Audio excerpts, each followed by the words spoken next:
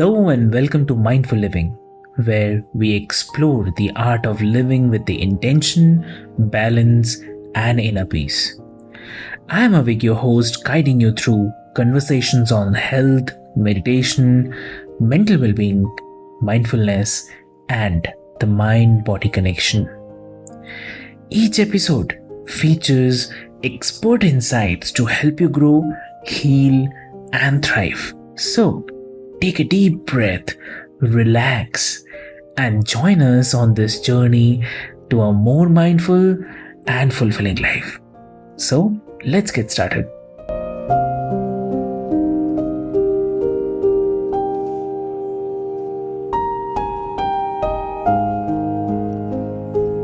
Hello and welcome, listeners, to the Mindful Living podcast. I'm your host, Sana, and today we have a truly inspiring guest, Amber Fuhriman, with us. Amber is an attorney, author, speaker, and success architect who has mastered the art of helping professionals design their best life and have the courage to live it. A recovering perfectionist and serial accomplisher, Amber knows firsthand how our limiting beliefs and excuses can hold us back. In her book, Break Your Bullshit Box, she guides readers on how to break free from these excuses to achieve success on their own terms. And today on the Mindful Living, we are going to explore defining success, effective communication, and how mindset plays a key role in living your best life. So, Amber, welcome to the show, and it's an absolute honor to have you with us today. Thank you so much. I am really excited to be here and I'm looking forward to digging into the conversation with you. Lovely. So, you have had an incredibly diverse career from being an attorney to a success architect. So, how did you realize that traditional measures of success were not fulfilling you? And what led you to redefine success on your own terms? Well, I think like a lot of people, I had reached a level of success and felt like there was something missing. And also, like a lot of people, I thought initially that the answer was more success. Clearly, if I've worked so hard for something and I Mhm. still feel like something's missing, then the answer must be more stuff. And so I just put my head down and continued working for more and more things. And my family around me could see that I wasn't okay emotionally and mentally. I talk about it in the book. I have a significant amount of loss in my life, leading back to starting at the age of 7 with suicide losses in my life, up to losing my dad at 18 Mhm. in a work related accident. And I never really dealt with the emotions of that loss. I kind of thought that with enough success, it wouldn't matter anymore. Mhm. And everybody around me could see that I wasn't okay. And I thought I had it all together.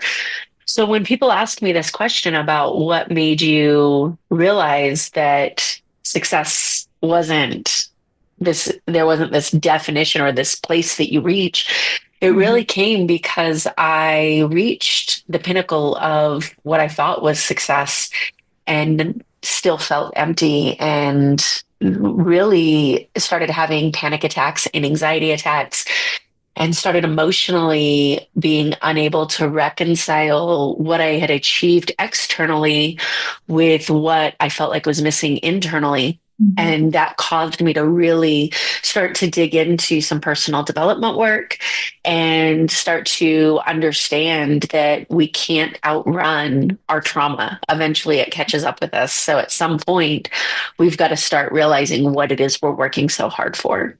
Well, thank you so much for sharing your journey with all of our listeners. So, moving on to your book, Break Your Bullshit Box, it talks about the excuses we often use to hold ourselves back. So, what kind of common excuses you see people use and how they begin to break free from it? Yeah, so excuses are really individual to each person and they show up just a little bit differently.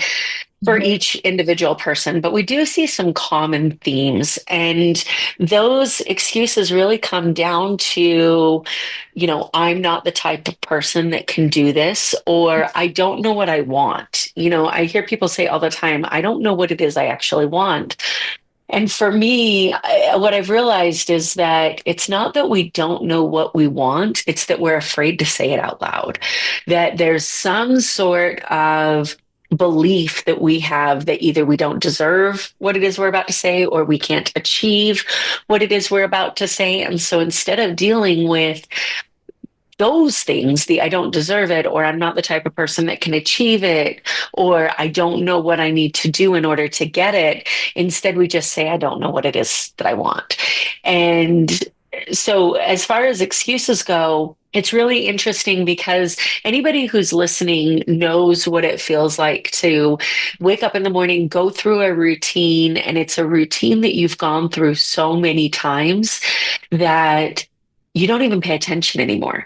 I think one of the scariest things that we go through sometimes is getting in our car to go somewhere that we go every single morning, like work or taking your kids to school or getting on a bus that you get on every single morning.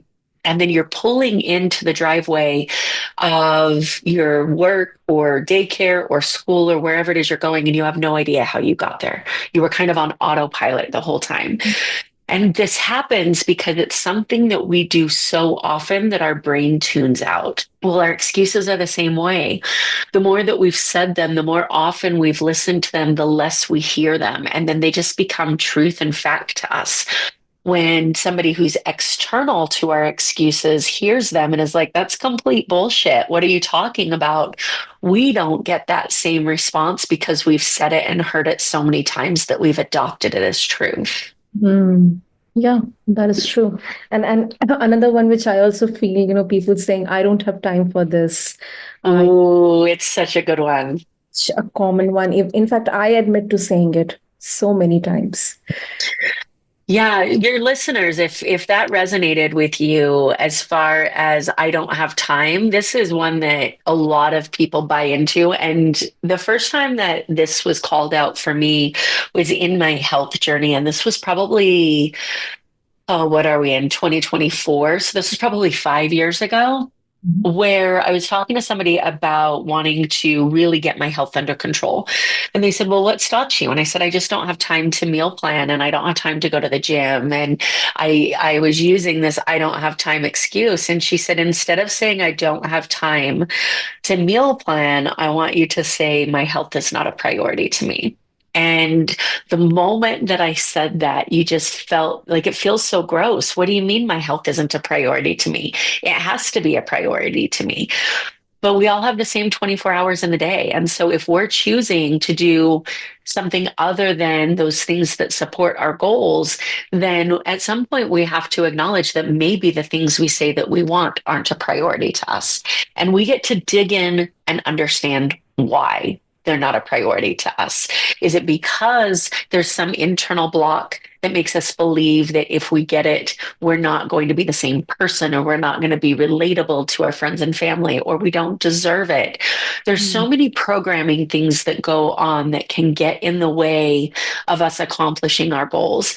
But if you find yourself saying, I don't have time, really start to reframe that to a priorities conversation and be honest with yourself. Maybe the things that you've said that you want aren't a priority to you. And if that's the case, then we should start talking about why it is that you continue to say you want them. True. That is true. So, as someone who has gone through personal and professional transformation, Amber, how important is mindset in achieving lasting success, and how can one start shifting their mindset? Yeah, so I think that it is the most important part of any transformation. Mindset, in my opinion, underlines everything that we do. So you can have all the skills and all the tools that you want and all the support that you want. Without leveling up your mindset, you're only going to be able to take advantage of so many of those things. So for me, mindset is the most important thing to focus on. And as far as your question of how can people start to really take control of their mindset, I think that that's going to depend on where each person is starting from. It's a very, again, individual conversation. The best piece of advice that I can give, and this is really uncomfortable, so some people aren't quite ready to start here, is to number one, start tracking your time and where it's going. I created a planner. That's an agenda style planner. It's built around goal setting, and I use it daily. I created it because there were so many other planners out there that just didn't fit everything that I wanted from a success conversation. And I go through and I track my time daily so that I can see where I'm avoiding things that I say are important to me and where I'm spending time, hiding from some of my responsibilities. And this becomes really important as we overcome this mindset conversation and we start moving into the skill set conversation. Because when I work with business owners and entrepreneurs that say, I need more time in my day, and they really need more time in their day, the first thing I ask is, well, what can we take off of your plate? What can you delegate? And if you've been doing this tracking for a period of time, you know where you're spending the most amount of time in the day. And if you're spending 20, 30, 40, 50 minutes a day or multiple hours a day checking your email, then maybe it's time for a conversation about a virtual assistant that can prioritize your email for you. If you're spending a significant amount of time on sales calls, then maybe it's a conversation to bring in a person to your business that is a sales trainer. So this starts with a mindset conversation of where's my time going? How am I going to organize it? And then it moves into a skill set conversation when the time is right. So that's the first piece of advice I would give is really start to understand where your time's going because that's going to give you so many insights into your mindset. The second is to audit your circle and to be really clear about what your support system looks like. Oftentimes, we lean in to people who are incapable of supporting us. Yeah. And that's normally our friends and family. We exist in the minds of our friends and family in a way that supports their excuses and their limiting beliefs. And Yeah. every person that has tried any type of growth or personal development knows what it feels like to have somebody not believe in you. And the person who doesn't believe in you are normally the people that are closest to you. Mm. And that's not an intentional, let me tear you down conversation. It's an unconscious conversation because by growing outside of the version that they know you as, you are challenging their limiting beliefs. Oftentimes as kids, we do things that our parents thought were impossible. And Yeah. so being able to have a support system that is capable of supporting your growth is incredibly important because those people are more willing to call you on the excuses instead of feel an obligation to support and accept the limitations that you've bought into for your own success. Yeah, I totally agree with both of the points. Um, so, critics of success coaching say that it focuses too much on individual responsibility, ignoring external factors like systemic inequality or economic challenges. So, how do you address those external realities while still helping people take ownership of their success? I love this question, and I've actually never been asked it before, which is always exciting on a podcast. So thank you. What I would say, first of all, is there is no doubt that there are external things that are outside of our control that affect the path that we get to take. Whether we use those external things as an excuse for our own limitations is up to us. So I'm not telling somebody that they should be ignoring the circumstances that they are in the societal the societal differences and hurdles that have been put in front of them. Mhm. Whether they buy into those societal hurdles is up to them. So at some point in time, we get to step back and say, what do I get to do to break the generational curse of poverty in my family, if that's the societal place that you come from? At some point in time, we get to step back and say, just because everybody in my family has bought into this societal expectation doesn't mean that I need to as well. There's a difference between something being a fact that we get to navigate in order to reach the success that we want, and using that fact as the reason that we can't be successful. Does that make sense? Yeah, it does. It does absolutely. Lovely. And you are a firm believer that physical challenges can help break mental limitations. So, can you explain how your experience in endurance races has translated to overcoming obstacles in your personal and professional life? Yeah, so this is actually where my journey started as far as the person that I am now and where I think my transformation really began. So looking back on it, I can look back and say that these experiences were instrumental in me having the life that I have now. But at the time, I was just trying to survive. I was suffering from panic attacks and anxiety attacks. I didn't know what I didn't know about mindset and human behavior and programming. And I just woke up one day realizing that I wasn't going to be able to continue on the path that I had set for myself. And what I mean by that is I had always thought that if I reached a six-figure income and had a law degree, that everything else would fall into place. And I had those things and it didn't. So I realized that at some point in time, I had to pivot. As I was sitting in the heart of these panic attacks and anxiety attacks, really trying to figure out which way was up and where my calculations of what was supposed to equal success had gone so horribly wrong, a friend of mine invited me to go do some workouts in the park with him. And it was a simple invitation to do something to break me out of my funk. And it was the first step to everything that I have now. What I didn't realize at the time is that I was doing something that was outside of my normal routine. It wasn't in the compilation or the equation of success that I had built for myself. So as I started going and working out in the park and doing things that were different than what I had done before, I met people that were involved in endurance racing and obstacle course racing. And I became really interested in that community.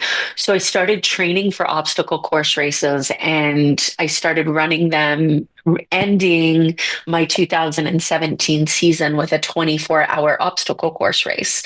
So I started training in April-ish, March, April of 2016. And then I ran the 24-hour race in November of 2017. So we're talking about 18 months of training. When the path that I took through this training constantly showed me the places that I was holding myself back. I talk about this in the book and I joke when I speak about it that I found myself stuck on top of an 8-foot wall during my first training session. And that is 100% accurate. I ended up on top of an 8-foot wall being taught how to go over them and I couldn't get down. It took me about 20 minutes to get down. And for a short period of time, I seriously considered just staying there until I realized that's obviously not a realistic possibility for life choices. So, I think about starting there in April of 2016, somebody who couldn't run a 5K, who got stuck on top of an 8-foot wall, who had a struggle in getting to the work or to the park for a 60-minute workout, and watching myself transform through training into the person that could run 20, 30-mile weekends, who would do those walls on an obstacle course race on a regular basis, who ended up running a 24-hour obstacle course race. And what I realized along the way is that each time I would complete an obstacle that I previously told myself was impossible, I would start to question where else in my life I was holding myself back. So I gave you the time frame. I started suffering from panic attacks in March of 2016. and started working out in that same period of time. In November of 2017, I ran the 24-hour race, and it was in October of 2017 that I got up the courage to start my first business.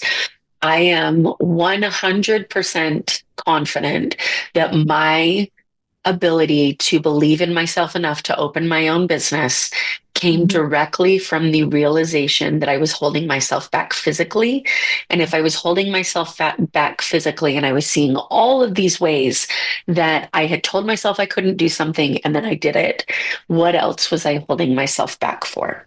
So I sincerely encourage people to really push the limits of themselves physically, because oftentimes that's the most tangible way that we can see the places that we're holding ourselves back.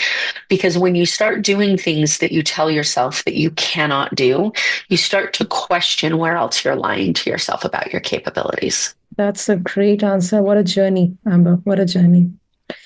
Thank you. Lovely. And as we can clearly see, you are an effective communicator, and it's a key aspect of your work. So, how can mastering communication skills impact both personal growth and professional success?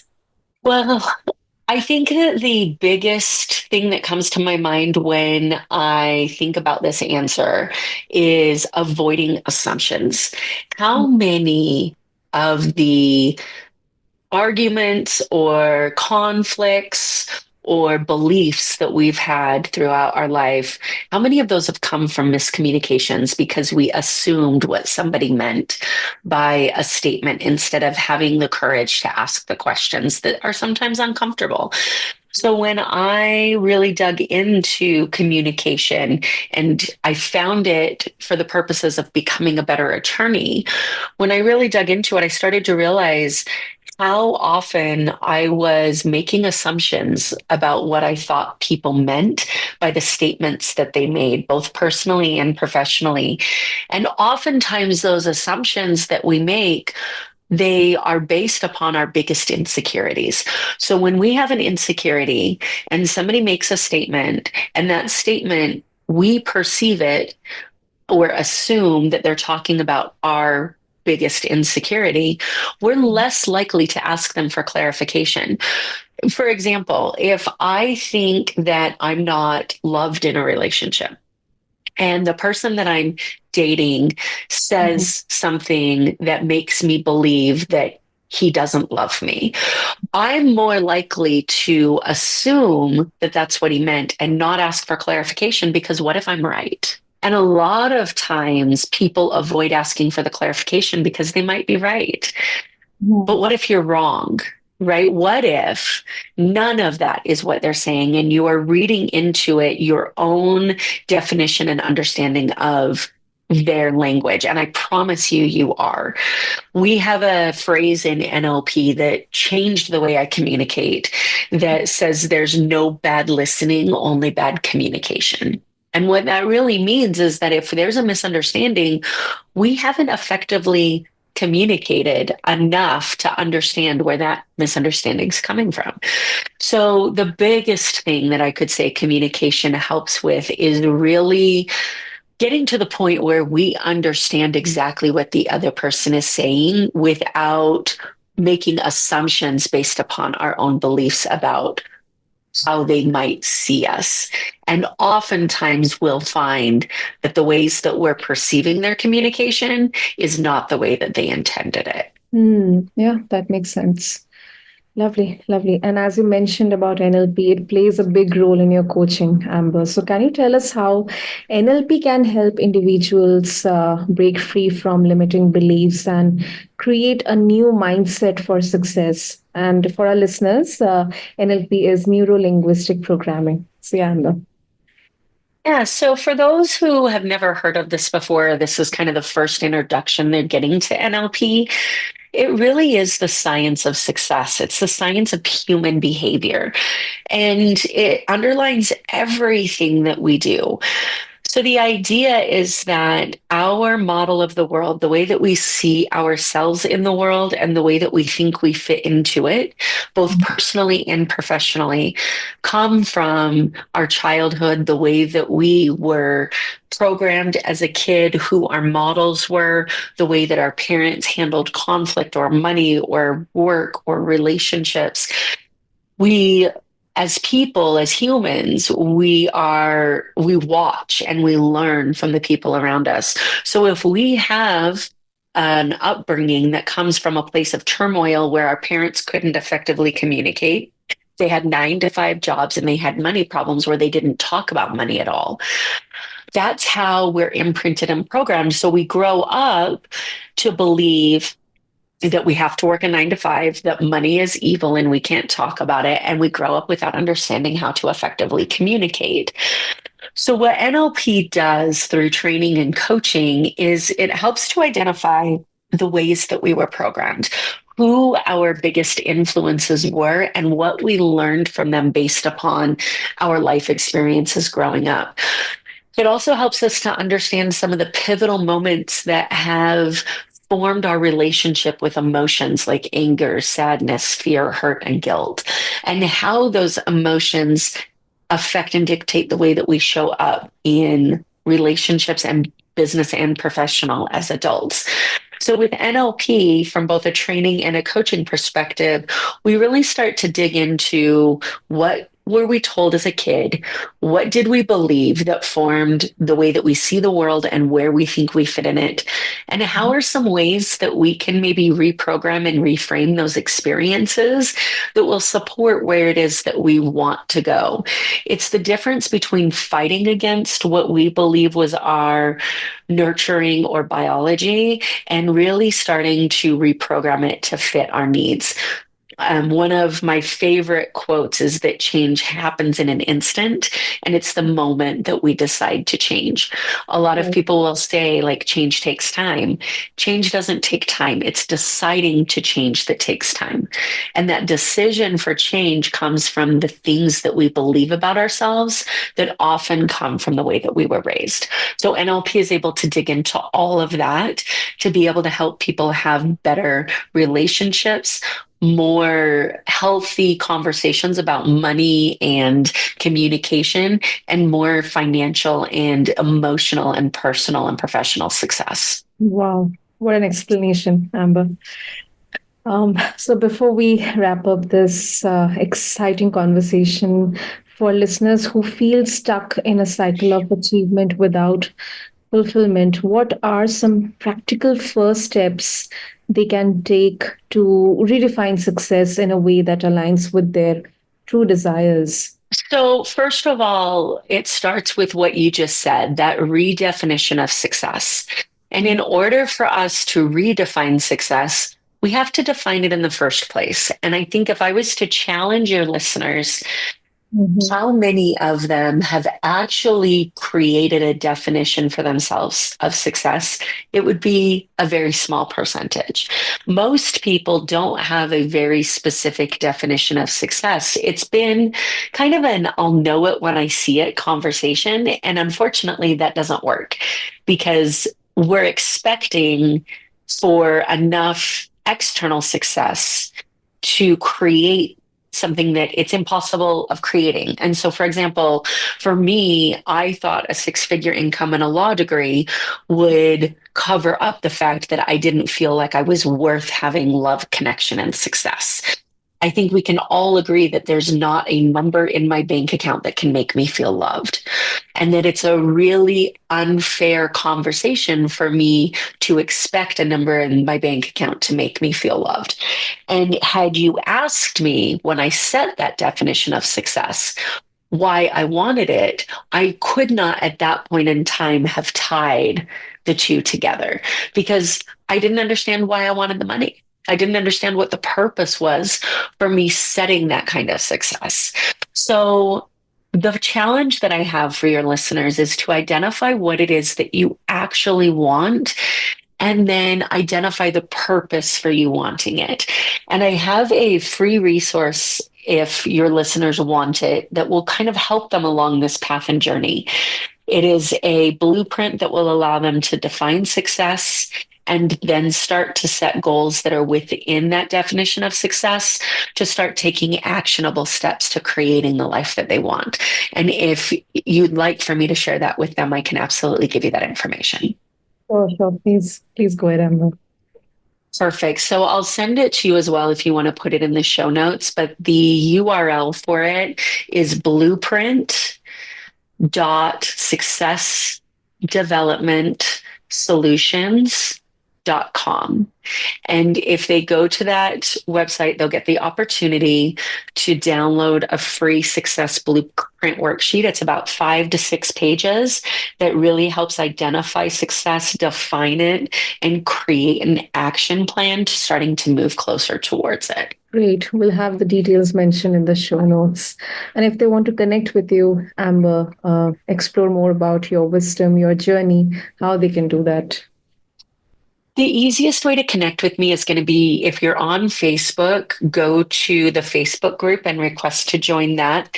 It's an amazing community of individuals that are there to support each other as we all go on this endeavor of creating what success means to us individually.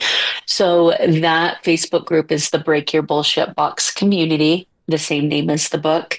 If you're not on Facebook, then the best way to reach me would be to go ahead and either shoot me an email or go to the website. And my email is just amber@amberfuhriman.com. And I'm sure all of that will be in the show notes. Great. We'll have the same. And Amber, thank you so much for this lovely conversation, sharing your journey and the powerful insights. And it's really inspiring to hear how you have transformed your mindset, redefined success, and how you are now helping others to do the same. So thank you so much. Thank you so much for having me. This was a great conversation, and I really enjoyed spending time with you. Lovely. And listeners, if you want to learn more about Amber or connect with her or take up the challenge, please refer to the show notes along with this episode on your favorite podcast platform. And until next time, stay mindful and live your best life. This is your host, Sana, signing off.